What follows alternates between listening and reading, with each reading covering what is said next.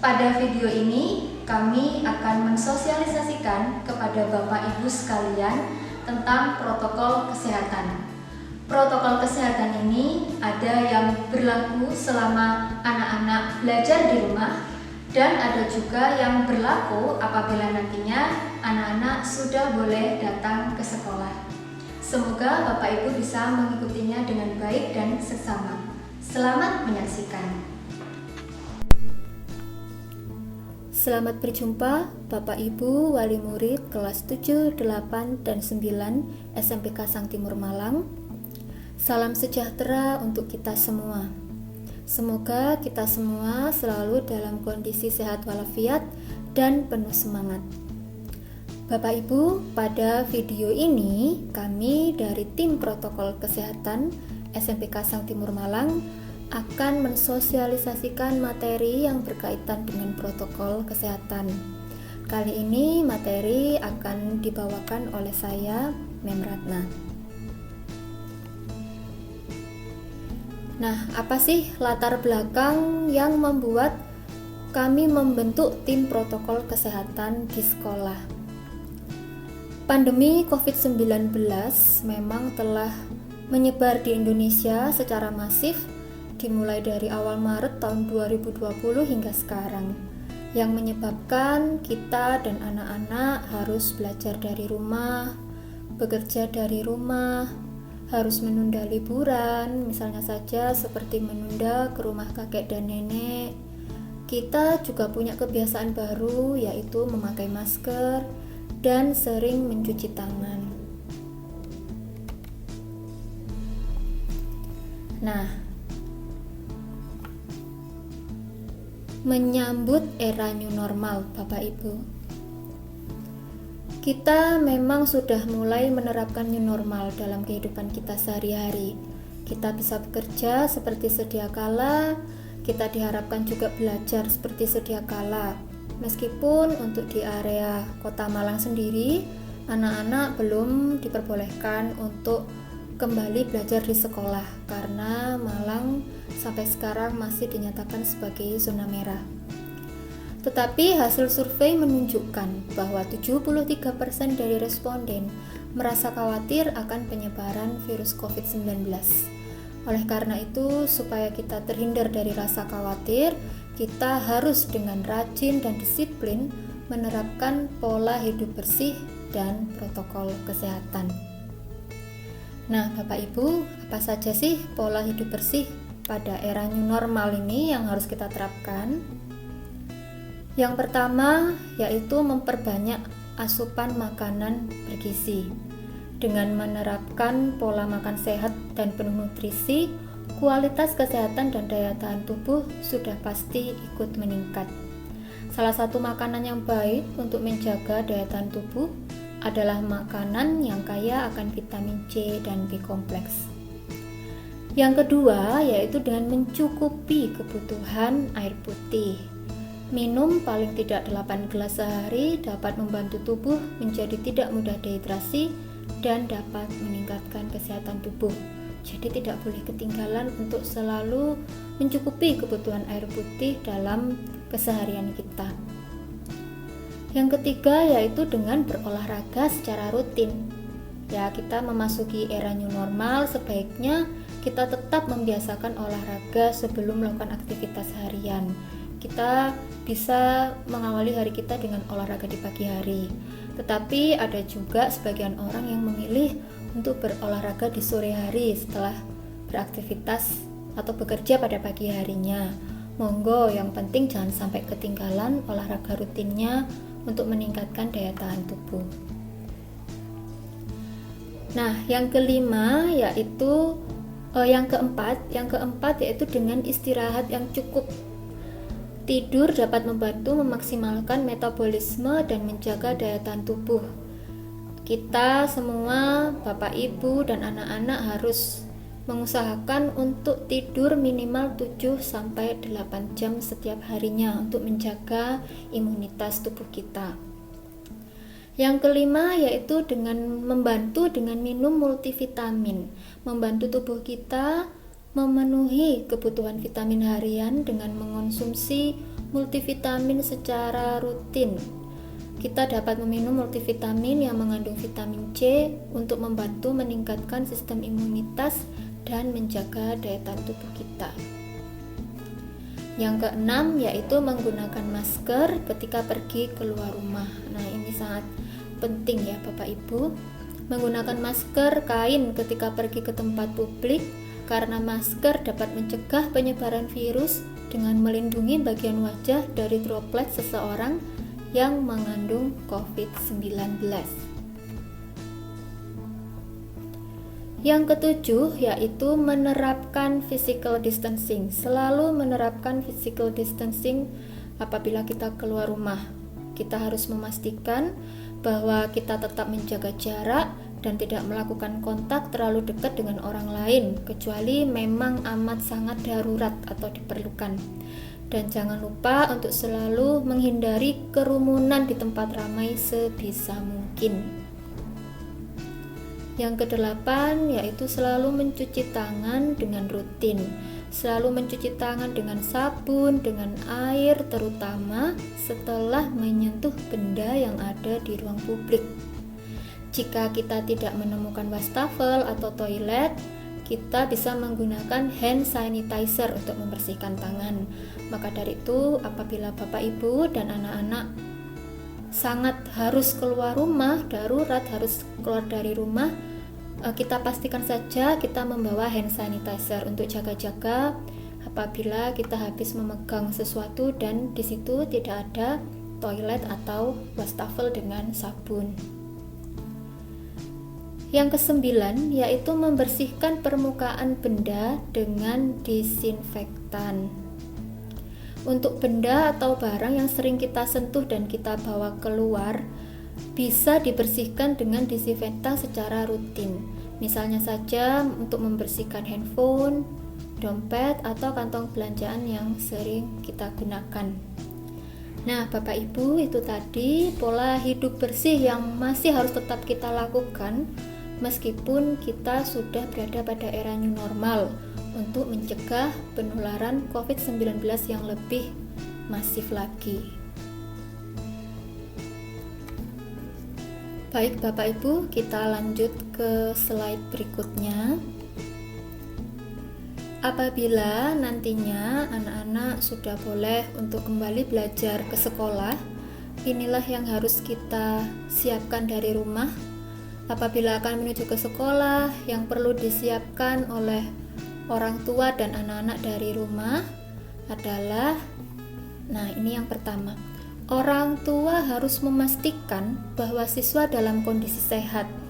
Jadi diukur pengukuran suhu tubuh dan dipastikan bahwa suhu tubuh anak pada pagi itu kalau bisa di bawah angka 37,3 derajat Celcius. Kalau anak-anak suhunya di bawah 37,3 derajat Celcius berarti anak dalam kondisi sehat dan bisa datang ke sekolah.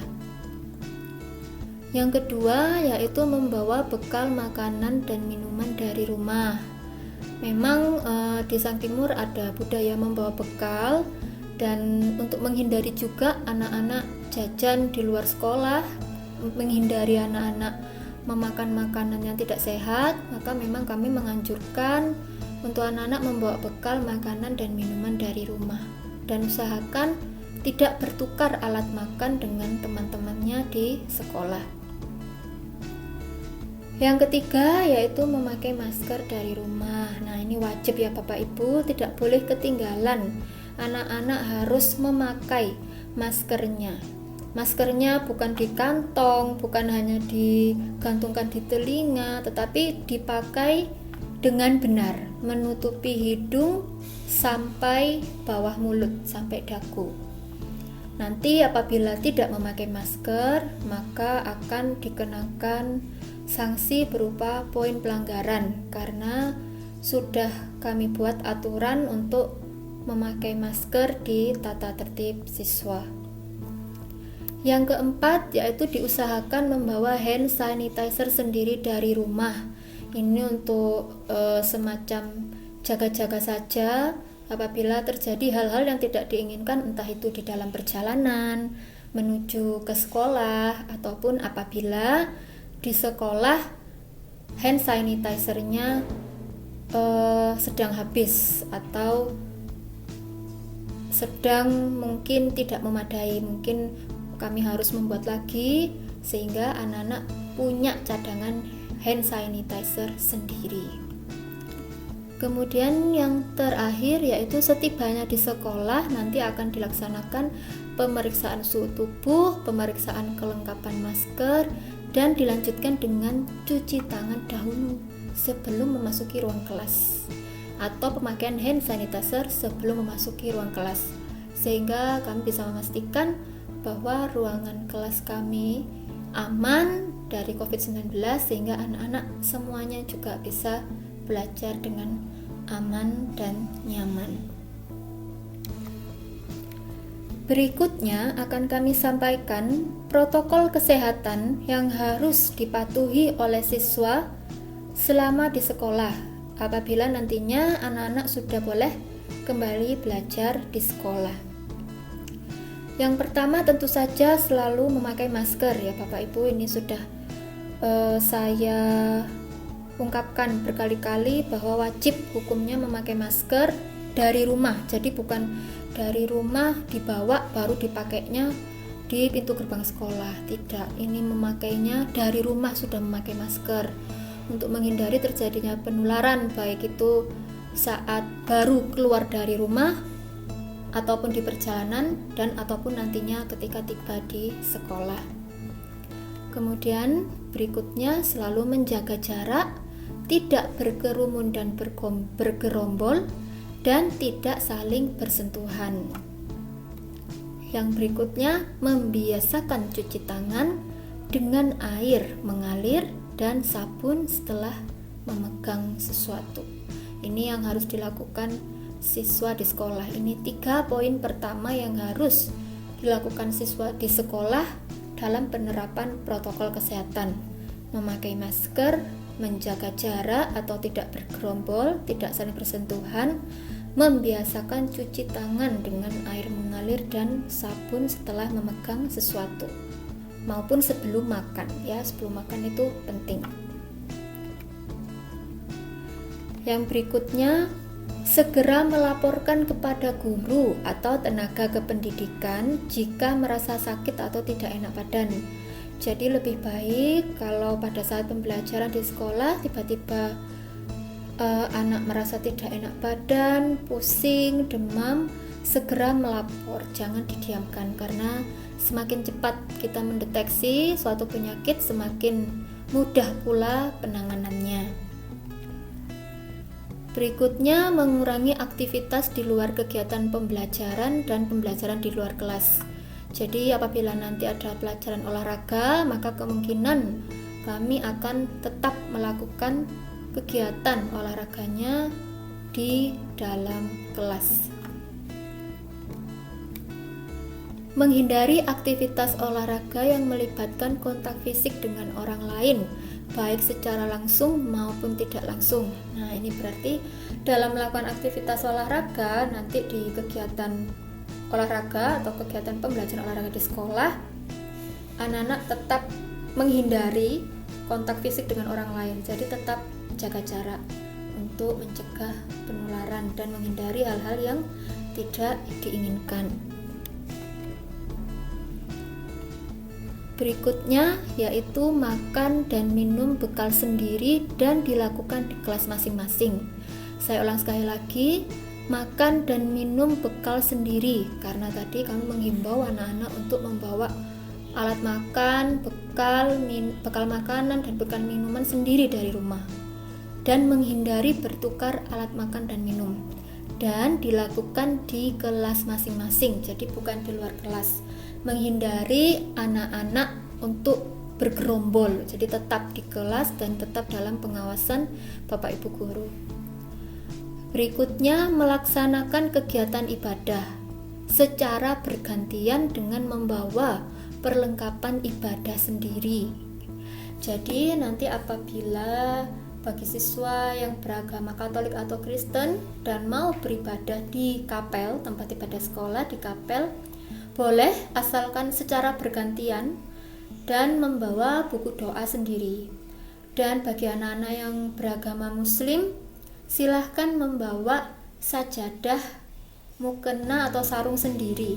Biasanya untuk anak-anak beragama Muslim yang laki-laki, biasanya setiap hari Jumat anak-anak tersebut mengikuti Jumatan. Di dekat sekolah kami ada masjid Bapak Ibu.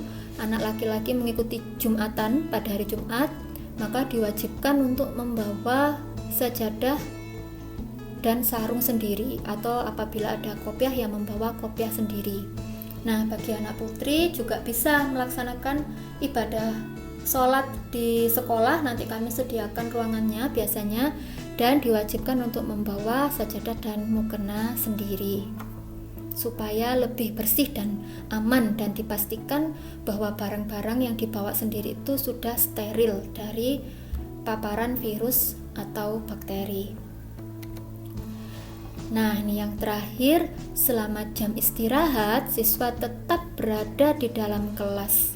Tujuannya adalah menghindari siswa-siswa tersebut untuk bergerombol. Jadi tetap siswa berada di dalam kelas selama jam istirahat, makan bekalnya juga di dalam kelas, dan tetap ditemani atau didampingi oleh Bapak Ibu guru yang bertugas. Nah, Bapak Ibu sekalian, demikian video tentang materi protokol kesehatan dari kami. Sampai jumpa pada kesempatan berikutnya, sampai jumpa pada sosialisasi berikutnya. Apabila nanti kita sudah boleh bertemu, dan tetap menerapkan pola hidup bersih di rumah. Pola hidup bersih itu juga penting pada saat kita di rumah. Dan apabila nanti anak-anak sudah boleh ke sekolah, tetap menerapkan protokol kesehatan sesuai aturan yang sudah kami sosialisasikan. Terima kasih atas perhatian Bapak Ibu, terima kasih atas kesediaannya dalam mengikuti paparan protokol kesehatan dari kami. Semoga Bapak Ibu dan anak-anak di rumah selalu diberi kesehatan dan selalu diberi semangat, baik itu dalam belajar maupun dalam bekerja. Terima kasih Bapak Ibu, selamat beraktivitas. Semoga semua selalu sehat. Protokol kesehatan dari kami, semoga apa yang kami sampaikan bisa bermanfaat dan bisa Bapak Ibu aplikasikan kepada anak-anak di rumah. Terima kasih atas perhatiannya.